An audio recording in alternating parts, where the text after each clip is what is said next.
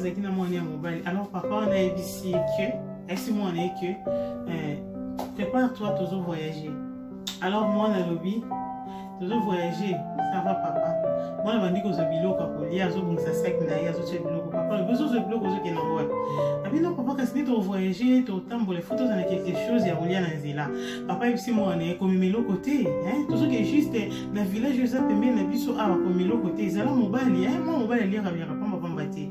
Alors moi on a lobby OK papa. Mais tant balingi ba bima ba kende moi na motema na bouger et bien tu as bien mais quand même qu'il y a quelque chose moi mai na ngana moi biloko muki on olia na nzela parce que na ko supporter nzalate. Alors moi on a azu quelque chose na moi biloko na atina sec papa ozo chapone pe qui c'est qui ko melo côté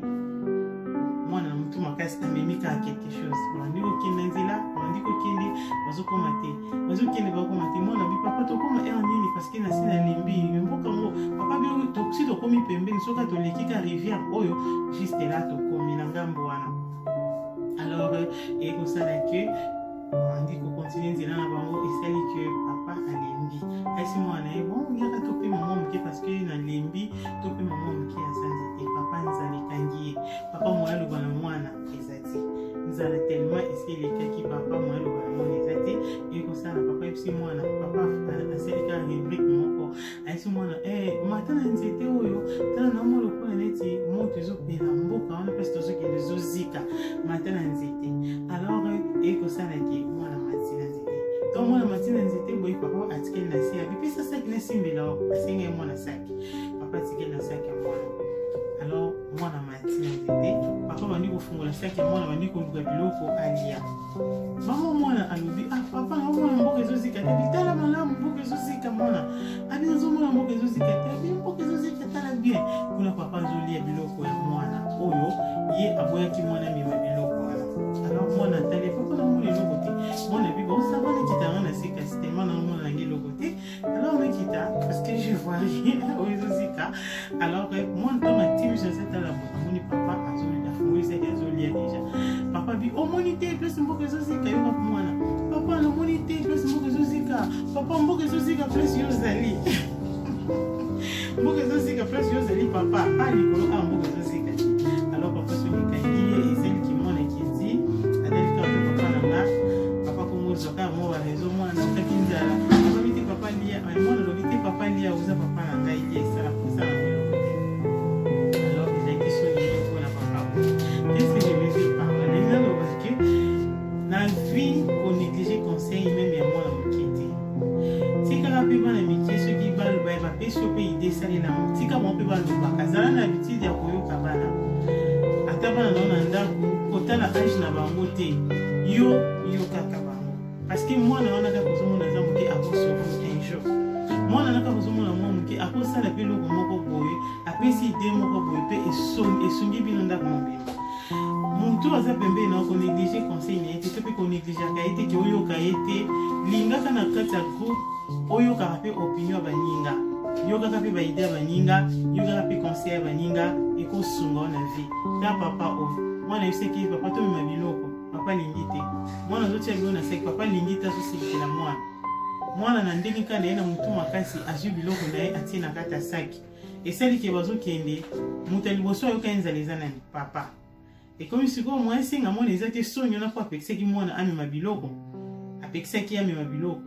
et celle qui akosi moi na matana nzete ko ya tigala ko lia biloko o ya boya ki moi na mema eza bien te na vie ba conseil mususu to be ba idée mususu ba ninga pesa biso o ya ko kanisa mutango ese ko mi trop tard o komo ko ba soki na yo baka soki na yo kaka muninga na nganinga lobe na ngambele na komi boete bele na suki ya wati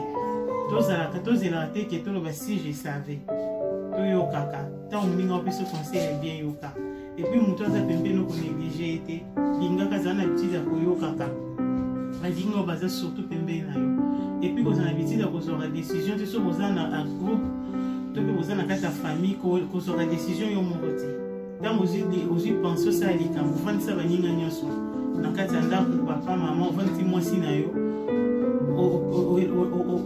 exposer problème na otope décision d'une cause otalisi ye olakisi ye na mokenangi na sala bonangi na sala bomoni ndenge oyoka pe idée ya moninga to mpoka pe boopinion ya baninga mosusu Ce que vous avez basi ba kuli fani sa bango.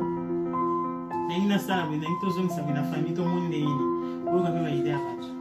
Donc ils sont très important. Mais bana no niki. Pour que peut retourner en bango. On doit s'allier quand retourner bango. Est-ce que si je fais ça, est-ce qu'ils allaient bientôt ils allaient bon. Attends réponse dans mon kiwana. Zamba ko lo pas travers moi. Aux UP solutions, aux UP conseils, mon pote pe li kamo ko bo e ko souvent na vie. Donc tout négliger te ba ko ba bébé na biso. Mon kolo ezaka acheter. Mon kolo ezana mutu.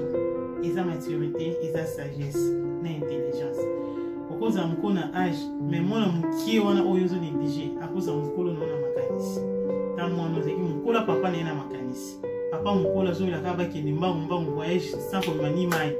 Mais moi na mon cas j'ai na pensé au moment quelque chose en lien à dire. Quoi que papa va dire ko pexer mais melo côté, mais moi na wana azaki toujours na conditionner malamu amema quelque chose amema qui est sauvé qui me dégoso papa na o ya venir ko pexer ye amemelo. Tous la peine habitude à koyoka bana na biso. Tous la peine habitude à koyoka bande ko na biso ba ninga na biso. Ba ninga témoignage apporte Emmanuel Mbi paix à son âme homme de Dieu. Ezaki témoignage mo ke touché kinga makasi témoignage ya vie na parcours na ye message oyo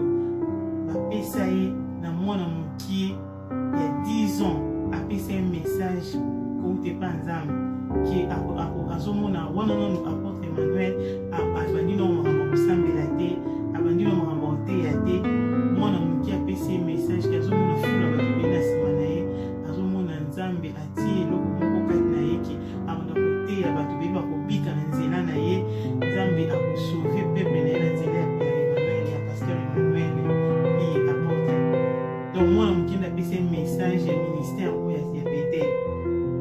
Peto monya mo ekokisa ma message na mwana na pesa. Ce qui les lots papa na biso porte personnel alors ki kayo ba mwana na te poza na 10 ans mwana mokie atika ya lo balongwa kuna ngaka raté appel to pa ngaka raté bénédiction ya vie na ye. Mais comme avec papa o aza sage ayoka ki mwana na mokie pe a considérer ki o mwana na lobaki na ye pe abane ko tia mwana ba prière lelo oyo to musala onzamba salile maloba nyoso mwana na lobeni ya 10 ans ekokisa. Donc tu es bien zélo nzamba olobela peut-être na nzela mwana mokie peut-être na nzela mukolo peut-être na nzela ya eloko songolo et Seigneur surtout ça toujours sensible na voix ya nzambe to pe to ça toujours attentif na bato bazo tourna biso na nino bazo lobela biso to e ba koyoka pe ko discerner o ezaya mabe obwaki o ezaya mabe surtout peut pas porter na vie na biso et ça très important koyoka rabaninga ko juger pour na acheter que ya eza mona mkia oloba ngani aute ngani moi mkia pa côté ko biki na vie moi mkia plus conseil pe conseil ni sungio na Kongo baloba moi mkia beta ramunda ba kolo pe ba binaka. Donc c'est ça mukolo eza acheter ça son mukolo eza art eza sagesse intelligence pour nzambe